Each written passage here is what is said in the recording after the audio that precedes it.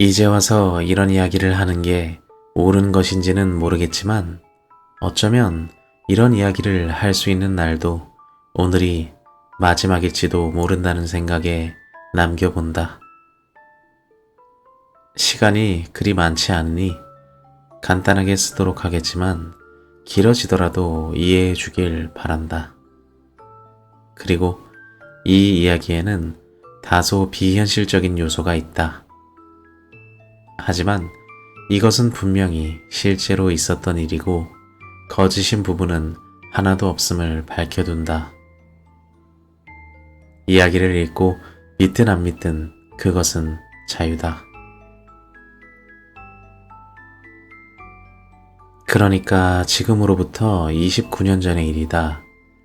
그 당시 나는 갓 고등학교를 입학한 꿈 많은 소녀였다. 내게는 초등학교 때부터 같이 입학해서 고등학교까지 같은 반이 된 친구들이 있었다.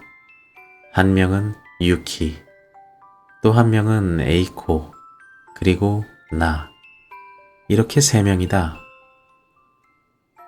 우리는 어릴 적부터 서로 관심사가 같았고 생각도 같아서 누구보다도 친하게 지냈다. 그랬던 만큼 서로서로가 정말 아껴주고 또 어려울 때 힘이 되어준 사이였다. 다른 친구들은 모르겠지만 솔직히 그 당시 내 심정으로는 우리 가족보다 더 소중하게 생각한 사람들이었다. 아무튼 그 정도로 소중하게 여긴 사람들이었다는 것이다.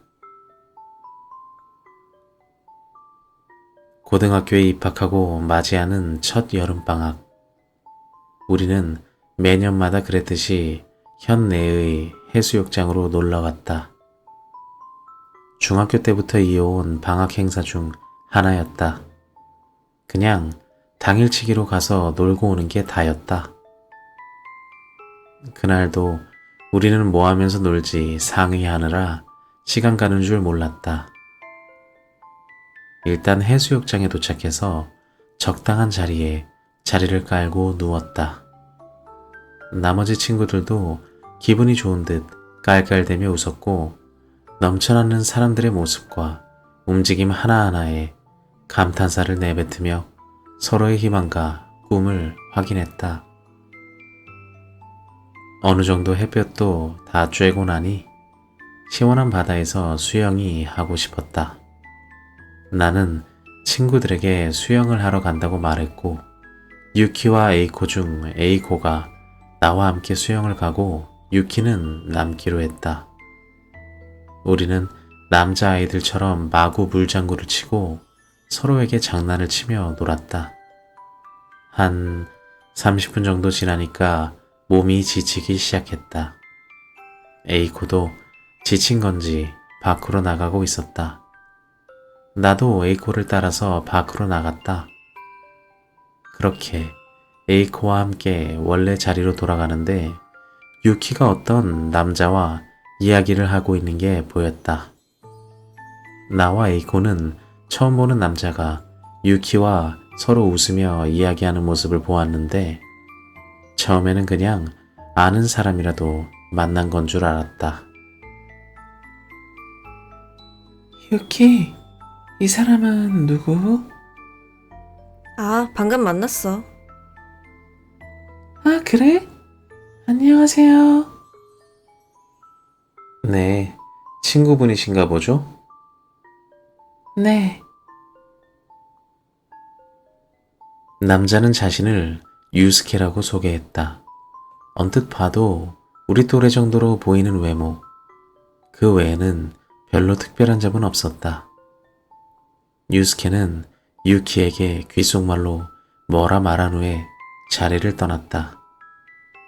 궁금해진 우리는 유키에게 물어보았다. 야, 저 남자 뭐야? 방금 만났다며? 아, 그게 아까 전에 바람이 세게 불어서 돗자리가 날아갔거든. 잡으러 가는데 저 남자가 대신 잡아줘서. 그러다 보니 이야기도 하게 되고, 아무튼 그래. 저 남자 알고 보니 우리 동네에 살더라. 우리랑 나이도 같고. 유키는 뭐가 그렇게 신이 난 것인지 주절주절 얘기하기 시작했고, 나와 에이코는 그걸 군말 없이 듣고 또 들었다.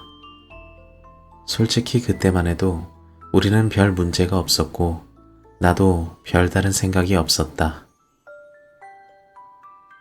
유키가 유스케와 사귄다는 사실을 알게 된 것은 해수욕장에 다녀오고 7일이 지난 후였다. 솔직히 우리는 그동안 아무것도 몰랐다. 아니, 눈치조차 챌 수 없었다. 유키가 우리 몰래 유스케와 몰래 만나고 다닌 것을. 처음으로 둘의 모습을 본 건 에이코였다. 그날도 셋이서 각자 집으로 가려고 헤어지고 집으로 가던 에이코. 그러다가 유키에게 빌려준 학용품을 깜빡하고 받지 않은 게 생각난 에이코가 급하게 유키네 집이 있는 방향으로 달려갔다고 한다. 그리고 유키네 집에 다 왔을 무렵 에이코는 유키와 유스케가 집 앞에서 서로 껴안고 있는 모습을 보았다고 한다.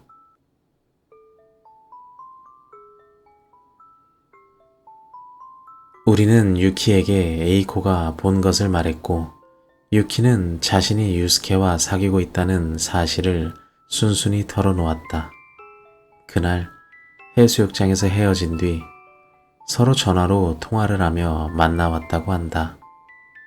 우리가 수영을 하고 있던 그 30여 분 동안 어떤 말이 오고 갔는지는 모르겠지만 그 당시 우리 셋은 전부 남자친구 따위 없었다. 물론 필요성도 못 느꼈고 서로 남자친구 따위 사귀지 말자고 약속도 했었고, 그런데 그 약속을 유키가 깬 것이다. 게다가 어이없었던 것은 셋 중에서 솔직히 내가 제일 외모도 뛰어났고 남자들에게 많은 인기를 받고 있었는데 어째서 셋 중에서 가장, 그러니까 모든 면에서 뒤떨어진 유키가 제일 먼저 남자친구가 생긴 것인지. 바로 그것이었다. 절대로 질투가 나서 그런 게 아니었다. 우리의 약속을 한치의 갈등도 안 하고 무시하듯 깨버린 유키에게 실망한 것이다. 그리고 그 실망 뒤에는 참을 수 없는 분노가 뒤따라왔다. 물론 에이코도 그랬었고. 그날부터 우리 사이는 서서히 멀어져만 갔다. 우리는 어떻게 하면 유키를 물먹일 수 있을까 궁리했다. 그리고 그럴 때마다 유키에 대한 나의 증오심과 분노는 날로만 커져갔다. 못생긴 년이. 불쌍해서 친구로 해줬더니 그런 생각만이 내 머릿속에 맴돌았다. 에이코는 참지 못하고 분에 못 이겨 책상을 쾅쾅 치는 게 예사였다. 물론 그럴수록 힘들어하는 건 유키였다. 유키는 항상 우리에게 미안하다, 미안하다며 말했지만 우리는 그럴수록 유키에게 못되게 굴었다. 어쩔 때는 대놓고 무시하거나 유키가 자리를 비웠을 때 도시락에 분필 가루를 넣거나 했다. 솔직히 말해서 유키는 나와 에이코에 비해서 많이 처지는 아이였다. 나와 에이코가 유키를 대하는 태도가 날로 차가워지면 차가워질수록 반 아이들도 하나 둘씩 그 흐름에 참여하기 시작했다. 처음에는 한두 명씩 그러더니 어느새 반 아이들 전체가 유키를 괴롭히기 시작했다. 한 달간은 그렇게 괴롭힌 것 같다. 물론 여기서 끝난다면 여기서 끝이겠지만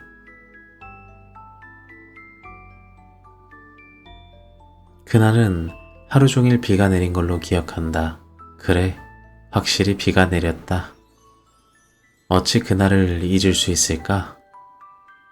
그날도 우리는 어떻게 유키를 괴롭힐지 궁리하고 있었다. 그렇게 에이코와 함께 이야기하면서 길을 걷는데 멀리서 한 남자가 다가오고 있었다. 그랬다. 유스케였다. 그 순간 에이코는 그 자리에 딱 멈춰서더니 나에게 귓속말을 하기 시작했다. 지금 생각해도 참으로 미친 생각 같지만 그 당시에는 정말 최고의 생각이라고 생각했다. 정말 아찔하면서도 짜릿한. 어쩌면 그런 생각을 전부터 미리 하고 있었던 건지도 모른다. 나와 에이코는 유스케에게 다가갔다. 유스케는 우리 얼굴을 알고 있었다. 당연히 우리도 유스케의 얼굴을 알고 있었기 때문에 어색함은 전혀 없었다. 먼저 말을 건 것은 유스케였다. 안녕? 유키 친구들이지? 솔직히 처음에는 깜짝 놀랐다. 유키가 우리가 한 짓들을 말하지 않은 것인가? 병신 같은 유키. 인연은 착해서 문제야. 이런 생각을 하면서 마음껏 웃고 있는 내 모습이 머릿속에 떠올랐다. 에이코는 쿡쿡 웃고 있던 걸로 기억한다. 추악한 년. 에이코는 유스케에게 저기 유키가 너에게 부탁한 물건이 있는데 깜빡하고 안 준 게 있거든? 어제 준다는 게 그만 유키가 내 집에 놔두고 갔어. 사실 어제 하루 종일 놀았거든. 같이 우리 집에 가자. 물건도 받아가고 잠시 차라도 한잔해. 헤헤. 라고 말했다. 유스케는 전혀 의심하지 않았다. 당연히 그랬겠지. 자기 여자친구의 친구들인데 참으로 유치하다고 생각하지만 일어났던 일들은 유치함과는 거리가 멀다. 혹시라도 지금까지 듣고 기분이 나쁜 사람이 있다면 여기에서 그만 듣기를 권한다. 일단 미리 경고해둔다. 10여 분 정도 걸어서 에이코의 집에 도착했다. 에이코의 부모님은 맞벌이를 했기 때문에 늦은 밤까지 에이코 혼자 집에서 시간을 보내곤 했다. 에이코에게는 오빠가 있었는데 오빠는 도쿄로 대학을 진학한지라 한 번도 보지 못했다. 어쨌든 집에는 나와 에이코 그리고 유스케 뿐이었다. 에이코는 부엌에서 차를 끓이러 갔고 나와 유스케는 계속해서 이야기를 나누었다. 어떻게 서로 좋아하게 되었고 무슨 점이 마음에 들어서 유키와 사귀게 된 것인지를. 하긴 그런 못난 년이 어떻게. 믿을 수 없었기 때문에 더욱 열을 내서 물어본 것 같다. 내가 그렇게 소중히 여긴 친구가, 내 부모보다 더욱더 소중히 여긴 친구가 그런 배신을, 아니 약속을 깨다니, 그것도 나보다 하나도 나은 게 없는 년이. 유스케는 유키의 솔직함에 끌렸다고 말했다. 때묻지 않은 순수함이 마음에 들었다고 했다. 그래, 때묻지 않은 순수함. 좋게 표현하면 그렇지. 우리는 서로 차를 마시면서 이야기를 나누었다. 그리고 그 이야기들이 우리의 앞날과는 전혀 관계도 없으며 마음에도 없는 얘기라는 사실조차 인지하지 못했다. 시간은 순식간에 흘러갔다. 한 1시간쯤 흘렀을까? 슬슬 유스케가 물건 얘기를 꺼내기 시작했다.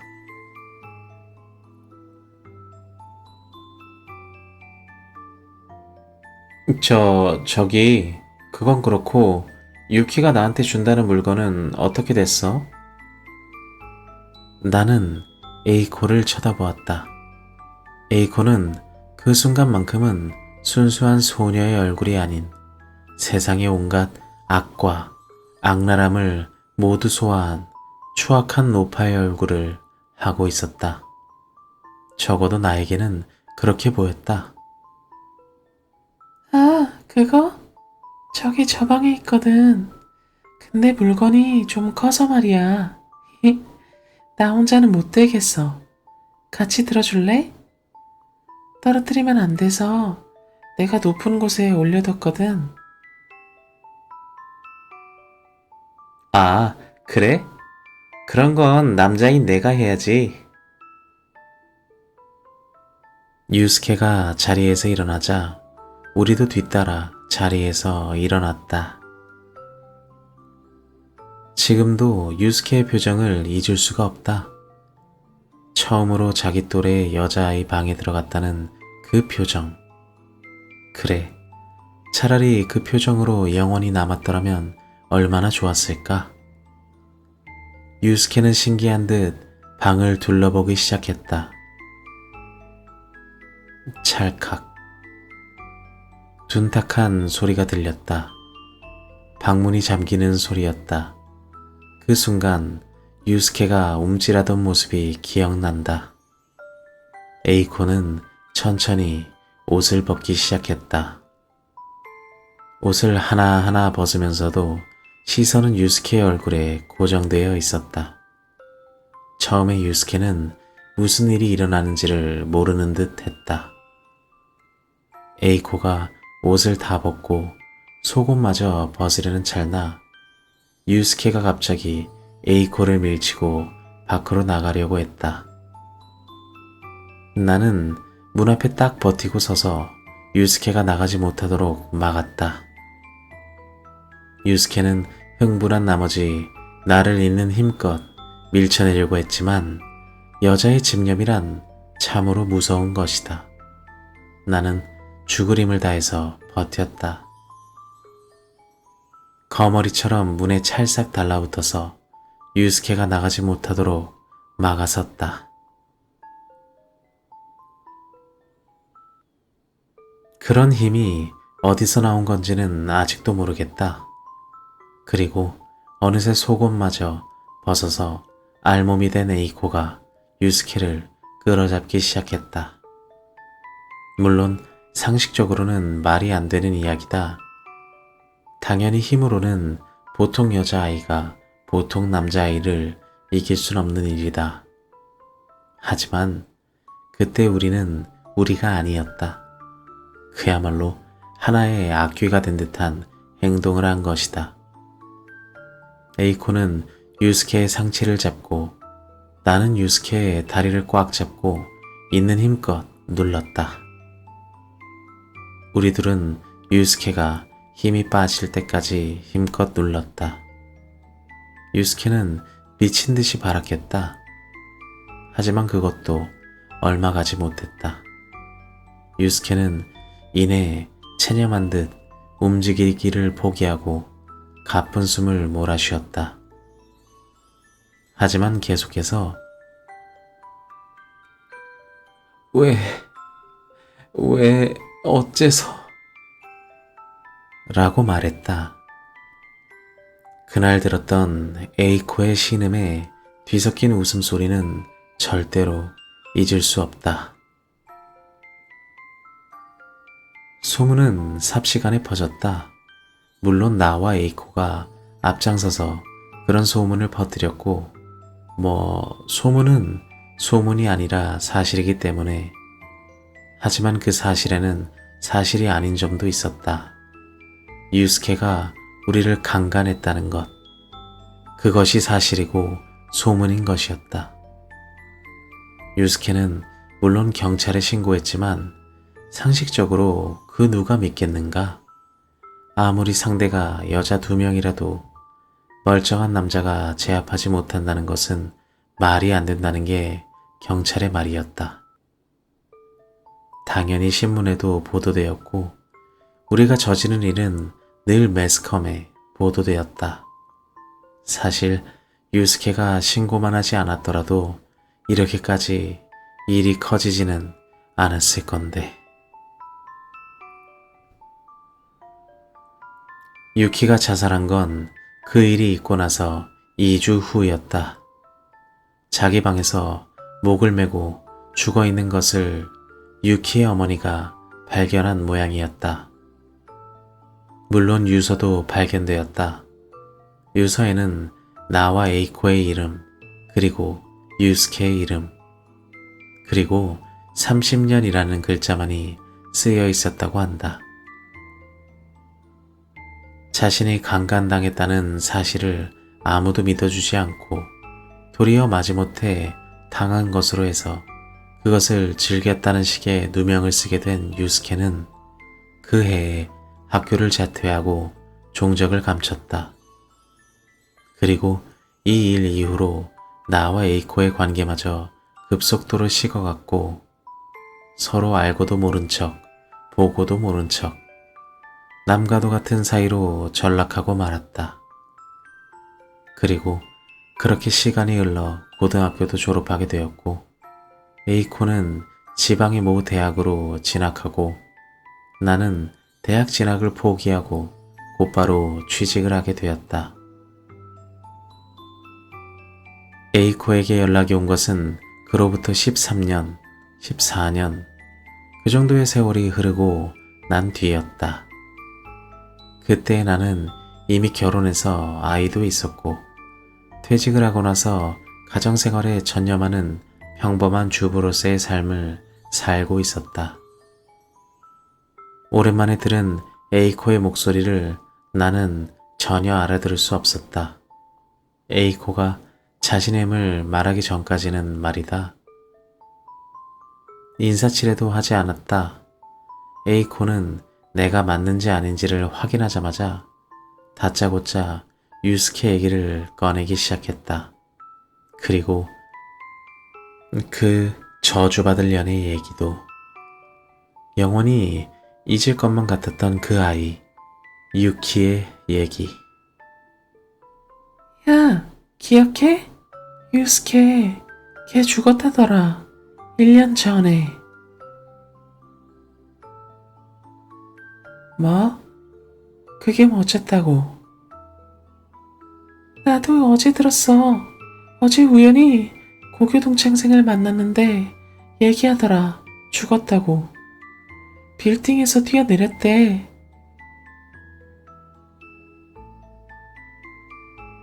근데 그게 왜?